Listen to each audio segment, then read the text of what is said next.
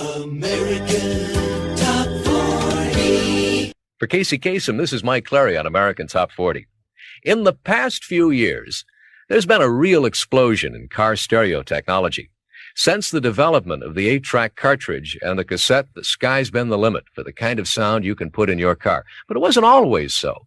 And the ideas that American ingenuity came up with were just incredible. In the early 50s, the Chrysler Corporation developed a line of miniature phonographs that fit on the dashboard of their cars. They called it Highway Hi-Fi, and it used a special turntable and a needle to play 16 RPM records made especially for Highway Hi-Fi by Columbia Records. Well, Highway Hi-Fi may have worked great on Chrysler's test tracks, but when the average driver hit a bump, that needle would bounce all over the record. And just about the same thing happened to a line of under-the-dash 45 RPM record players that came along a few years later. Now, these turntables used a lot of pressure to keep the needle on the record, and one or two plays would wear the record out. And those were a couple of the fiascos of the 50s that some big corporations came up with in the days before tape. Strange ideas whose time came and then went.